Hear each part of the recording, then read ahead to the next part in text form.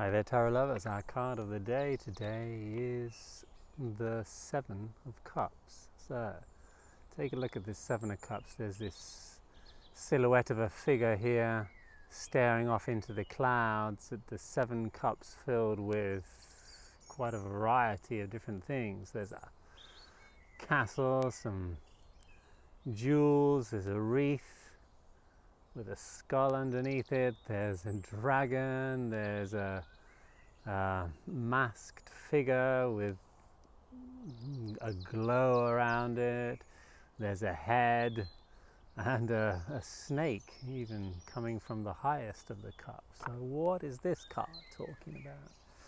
So all the sevens really connect with our subconscious, and the cups connect with our subconscious even more.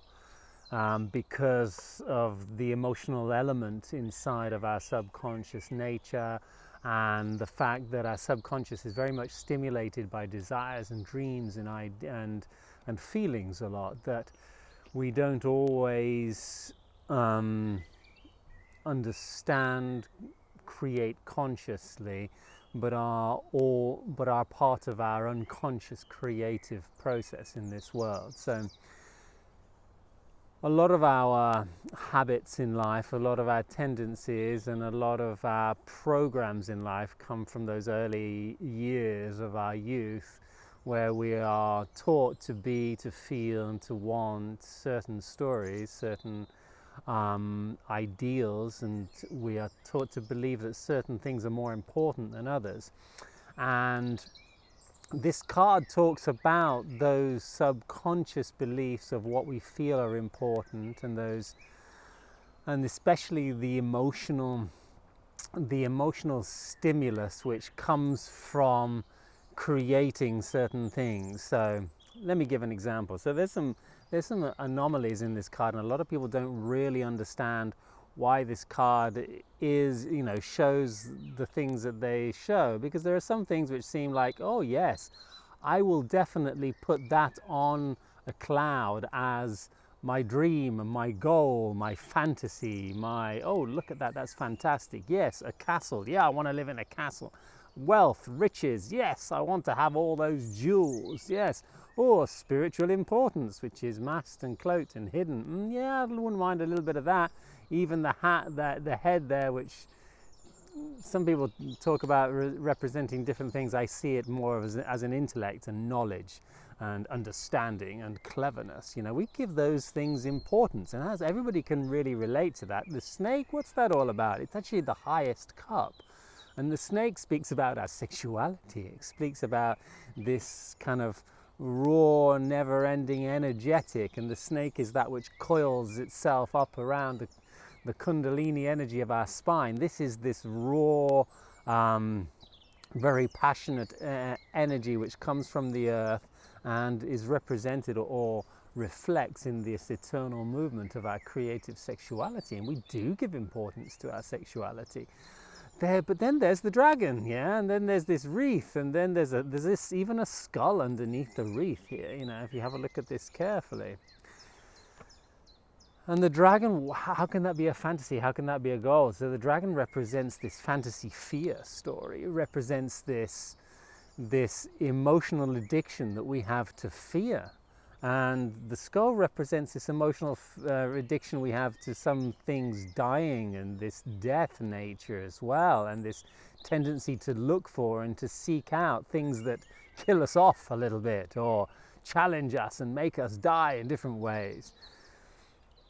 The reason that this is an unconscious goal or an unseen fantasy, or in some way some dream that we have, is because of the body's reaction on an emotional level. So we can understand this in different ways. So if we have an experience in our youth or in the past which made us afraid, right? So something which stimulated fear. So I don't know, Dad started shouting at us, and we go, oh my God, he's shouting at us, and he, oh my gosh, he might come and hit us, or he might come and do something to us, or he might come and take something else away, or he might come and just emotionally explode upon us.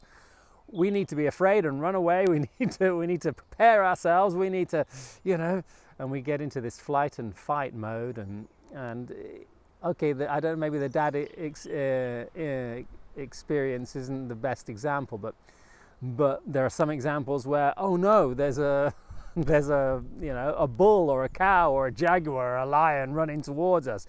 We need to be scared so that we can have all those hormones running in our system so we can run away or fight in any moment, or whatever it is we need to do. We have the energy inside of our physical body in order to do it. So these type of stimulus that create emotional and chemical hormonal reactions inside of our body will then create a memory inside of us. If we repeat that memory, if we relive it, if it becomes a trauma that is, that we think about a lot, we can't stop thinking about it. And it could be a trauma that's based around guilt. It could be a trauma that's based around self-doubt, or it could be a trauma based around anger. And it doesn't really matter what it is. It's going to create this hormonal and chemical reaction when the brain starts remembering these experiences and reliving them. The body will react on a chemical level in a similar way. It will recreate and re-emit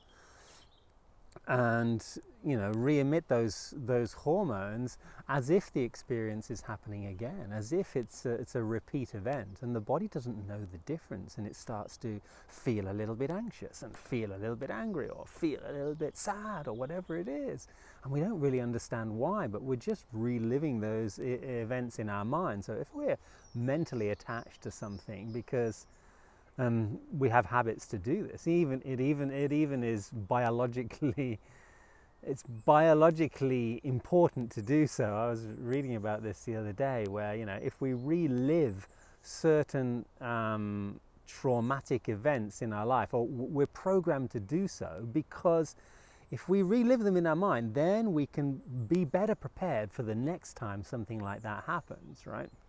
Which is useful. It's useful to know, oh, when this happens again, I'm going to be able to do that and this. And so we reprogram our subconscious mind to have a more calculated reaction to the fear that might come up, or that threat that might come up into our lives. And so biologically, we are programmed to relive certain stories. But when that reliving of certain events is not helpful, and we are just dwelling on the past and reliving certain traumatic experiences because we can't seem to process or to get over the emotional stimulus that they've given us, and the doubt and the repercussion of, or the repetition of other emotions that come from it. So just reliving some fear will make us feel self-doubt, which will make us feel guilty, which will make us, and we'll have this sort of rebound effect of all the emotions that can come from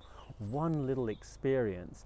When we relive it a lot, the body starts producing the same chemicals, and it starts to expect those chemicals to come in, and becomes habits. It becomes part of our personality. We have a tendency to be anxious. We have a tendency to be sad, to be angry. These become personality traits, and we all have them. We all have these personality traits that were born from not being able to process and let go of certain experiences which may have been traumatic in the past, but have created emotional tendencies in the future. This is when the body starts to Joe Dispenza was speaking about this the other day. He's a great guy. You should check out his videos. But he was speaking about when the body starts to want certain experiences because of the chemical reactions that it is kind of expecting or intending or waiting for. So it's waiting for those hormones, and if it doesn't get those hormones, it's going to tell the mind, hey, come on, bring something fearful into our lives so that we can experience a little bit more of that adrenaline that we really are used to. It might not be beneficial for us, because we might not have to have this fight or flight story going on, but we'll unconsciously look for experiences that will make us afraid, for example. And if we can't find enough of them, then we'll go and watch a horror movie or something like that. This is where we are putting in the clouds a whole bunch of experiences that we are subconsciously giving importance to that might not be really important to us at all in our lives.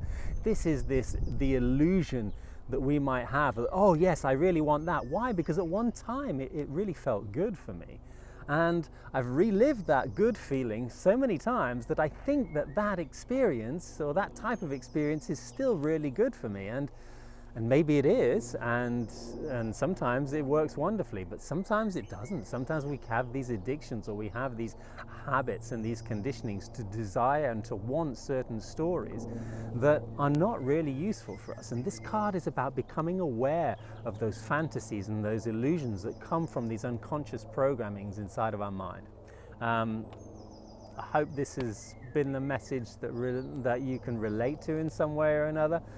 A lot of people don't really understand this card. Why? Because it speaks very deeply about our subconscious desires, and we're not aware of what these fantasies are, what these desires are.